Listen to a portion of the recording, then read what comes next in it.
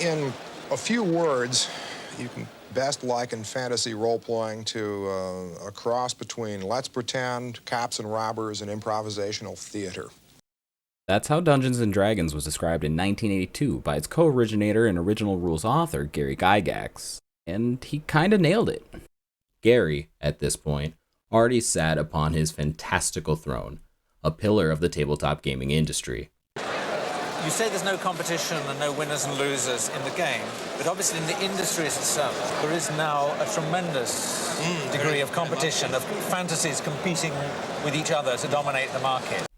However, one does not get to sit atop the throne without having rival games lurking in the shadows, aiming to take the tabletop zeitgeist away from Dungeons & Dragons.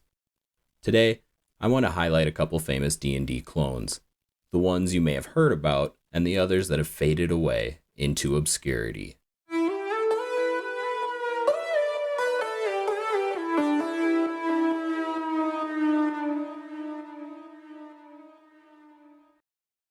Dungeons & Dragons was well known in the board game community early after its inception through word-of-mouth praise. We'll come back to that in a second, but first let's jump ahead a few decades to the 2010s when D&D explodes, yet again, onto the scene with its newest edition. This growth period in the late 2010s and early 2020s is dubbed the Great 5e Resurgence. There are no winners, there are no losers. I think winning is less important than the overall experience. This is, after all, something that challenges the imagination and exercises the mind and creativity in problem solving. And so I guess everyone feels that they win if they survive. And for these reasons are why I believe it strove ahead of the pack, especially with the mainstreaming of the rules around 5e. With the release of 5e, D&D's accessibility was at its highest and easier to get into than ever before. At the same time, mainstream audiences were ready for the next wave of nostalgia to hit. And Netflix obliged, as in 2016, the series Stranger Things introduced the game to a whole new audience, some fresh eyes with the thrilling throwback to 80s culture. The show helped to break the basement-dwelling nerd player stereotype by positively portraying the game's approach to problem-solving, storytelling, and world-building. Highlighting the parts of gameplay that encouraged personal involvement and engagement to the game resonated with the average viewer. Overall, there is a good chance the Great 5e Resurgence led you to watch this video in the first place. At the time of writing in 2023, Dungeons & Dragons is the largest TTRPG of all time in every measure. However, history hasn't completely forgot about the games that sit in D&D's shadow. But what about before the multimedia conglomerate that D&D is today? What impact did D&D truly have on the games that came after? For our purpose of properly labeling games clones, we need to know Dungeons & Dragons' origins. And what better way to start than with Volume 1, Men and Magic. TRS believes that, of all forms of wargaming, fantasy will soon become the major contender for first place. D&D Volume 1, Men and Magic, 1974. D&D would become a first-in-category tabletop role-playing game, later corroborated by his son, Luke Gygax, in a D&D Beyond interview. A majority of tabletop games at the time mimicked real-life wars, with each player controlling armed units or tanks, or possibly cavalry, and playing on a somewhat fixed map and terrain. Aptly given the term wargaming, the games tended to focus on the strategic gameplay of manipulating large armies and dominating the other players at the table. It was popular to recreate real-life battles with the focus on being as true to history as possible. Innovation in the gaming space was looming. In 1970, a young University of Minnesota student, Dave Arneson, met Gary Gygax at Gen Con and enthusiastically showed him a custom wargame set in a medieval European fantasy setting. It has been established that D&D's inspiration for the fantasy genre can be traced back to J.R.R. Tolkien, where many of the fantastical monsters encountered were popularized by such works as The Hobbit and Lord of the Rings. Hints of this fantasy interest could be seen in Gary Gygax's previous fantasy venture, Chainmail, Rules for Medieval Fantasy Figures, in 1971. Fast forward 4 years to 1974, when Dungeons & Dragons first launched.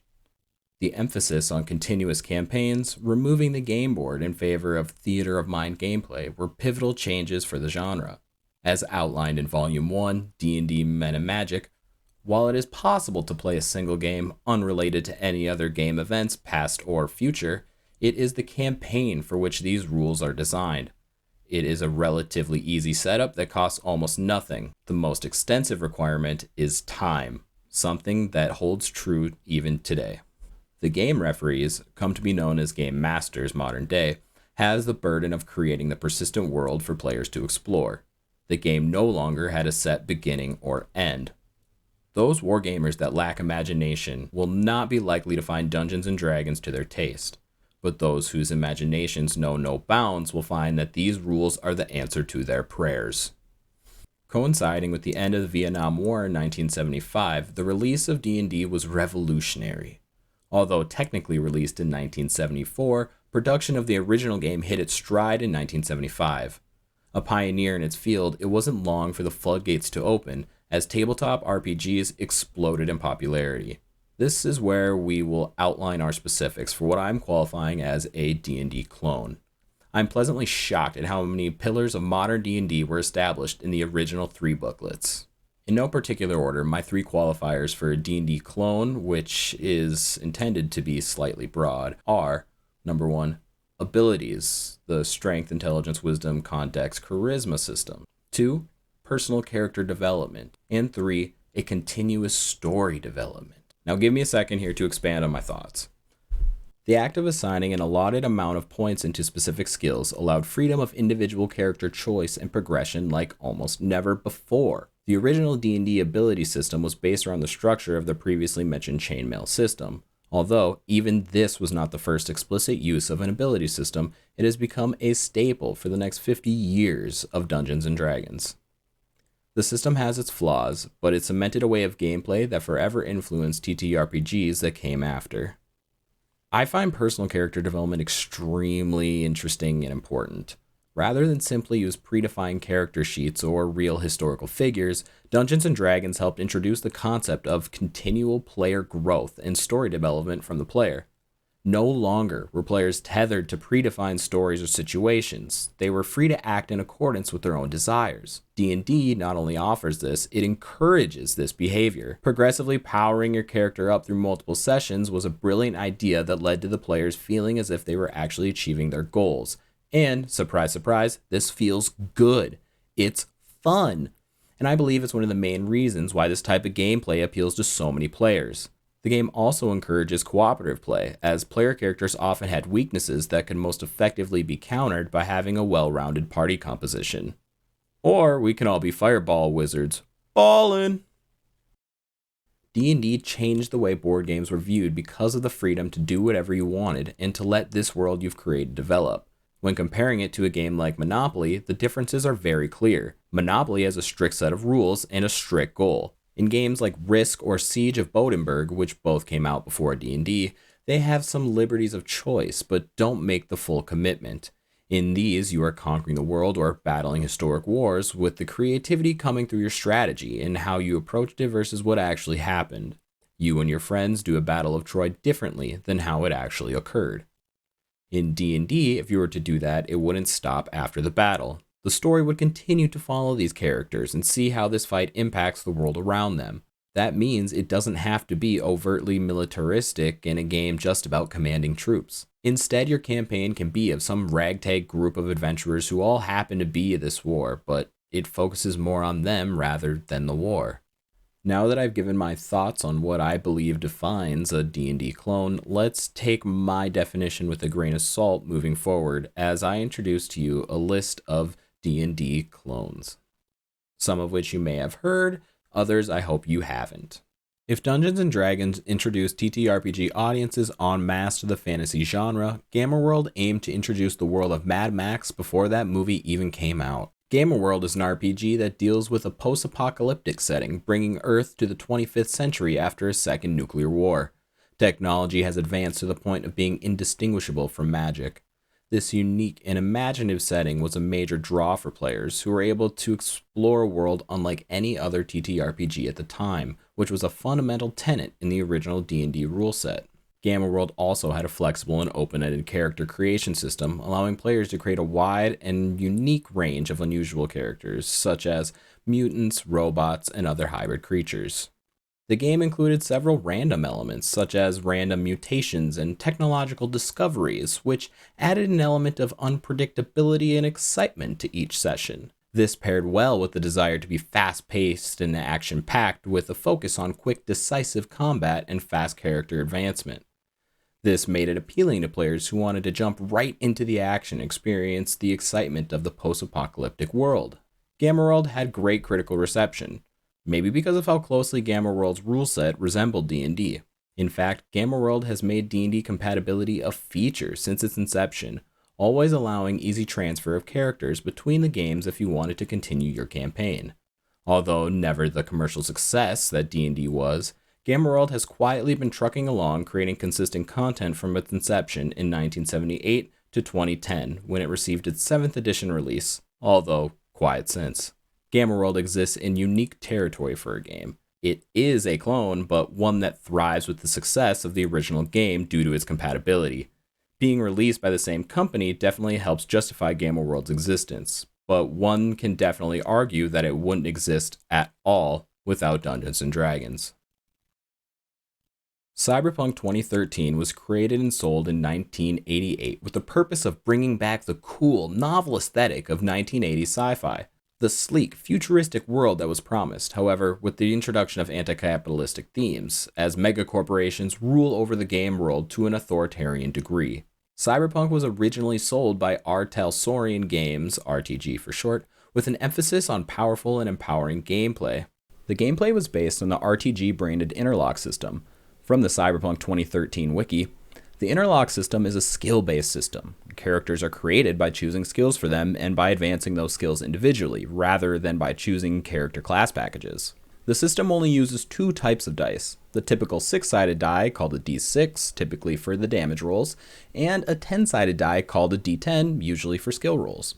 While the D10 can be used to make percentile or D100 rolls, as seen with a lot of RPG systems, D6s are sometimes listed as a D6 divided by 2 or a D6 divided by 3.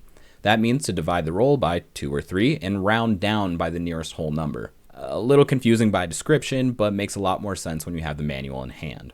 The goal of the interlock system is to provide a challenging and immersive combat experience that feels tense and exciting, and to encourage players to think strategically and make quick decisions in the heat of battle.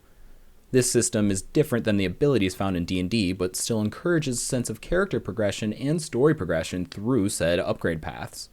The series continues to thrive, with the newest edition releasing in 2019, titled Cyberpunk Red. Each edition of the game has moved the setting a few decades into the future, further evolving the persistent game world.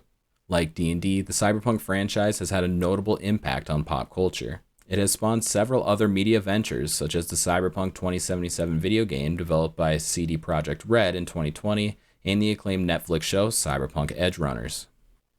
Shadowrun is a role-playing game that takes you on a wild ride through a dystopian future where magic has returned and megacorporations call the shots. Sounds familiar. You'll play as a Shadowrunner because who wouldn't want to add a touch of danger and illegal activity to their life? The game combines elements of cyberpunk and fantasy, allowing players to create characters who are part human, part machine, or have magical abilities, whereas cyberpunk is set in a world dominated by advanced technology, where the line between man and machine has become blurred.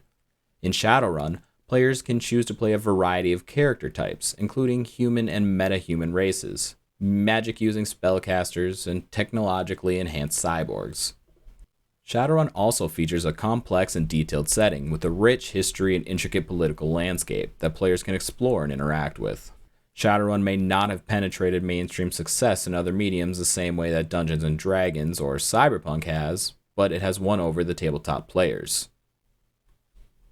You may still be wondering, but how is it different than Cyberpunk? Well, Cyberpunk players take on the roles of tech-savvy rebels known as netrunners who use their hacking skills to take down the corporations. The game focuses on themes of corporate power, technology, and rebellion. On the other hand, Shadowrun is set in a world where magic has returned, and it is an integral part of society. Players tend to play characters who are called Shadowrunners. I swear they're different. The game features a mix of cyberpunk and fantasy elements, where players can create characters who are part human, part machine, or have magical abilities. The game focuses on themes of magic, corporate power, and the criminal underworld. Gameplay mechanics in Cyberpunk are centered around high-tech equipment and cybernetic enhancements, with a focus on hacking and combat. Character advancement is achieved through the acquisition of cybernetic implants.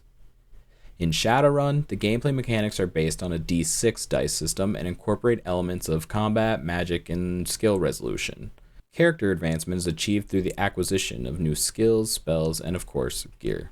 In 2021, Shadowrun was the second most Googled TTRPG besides Dungeons & Dragons. Although not outlined specifically on Roll20's gameplay statistics, we are able to see that the sci-fi and cyberpunk themed games are being played total to 13% of the games played for the year.